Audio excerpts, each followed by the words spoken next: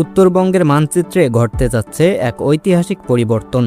দীর্ঘদিন পরিত্যক্ত পড়ে থাকা লালমনিরহাট বিমানবন্দরকে কেন্দ্র করে গ্রহণ করা হচ্ছে বিশাল দুই প্রকল্প। শুধু আন্তর্জাতিক বা অভ্যন্তরীণ বিমান যোগাযোগই নয়, সামরিক ও কৌশলগত দিক থেকেও এই বিমানঘাঁটি হতে যাচ্ছে বাংলাদেশের আকাশের এক নতুন প্রহরী।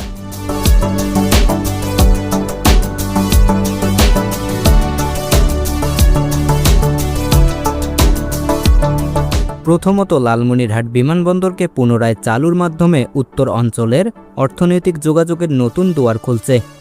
আর দ্বিতীয়ত, সীমান্ত ঘেঁষা এই বিমানবন্দরকে ব্যবহার করা হবে সামরিক উদ্দেশ্যে, যেখানে তৈরি হবে ফাইটার জেট, এয়ারক্রাফট ও অন্যান্য সামরিক বিমান মোতায়েনের জন্য আধুনিক এয়ারবেস। দক্ষিণ এশিয়ার ভূরাজনীতি ও আকাশ সুরক্ষায় যা এনে দেবে কৌশলগত সুবিধা। শুধু তাই নয়, এভিয়েশন খাতে বাংলাদেশকে স্বাবলম্বী করতে লালমনিরহাটে অবস্থিত এভিয়েশন অ্যান্ড অ্যারোস্পেস ইউনিভার্সিটির অবকাঠামো ও শিক্ষা কার্যক্রমকে করা হচ্ছে আরও আধুনিক।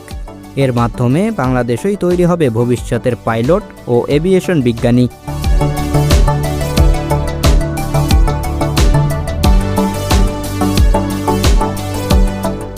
উত্তর অঞ্চলের অর্থনৈতিক চাকা ঘোরানোর পাশাপাশি আকাশ সীমার সুরক্ষায় লালমনিরহাটের এই দুই মেগা প্রজেক্টগুলো বদলে দেবে পুরো অঞ্চলের চিত্র।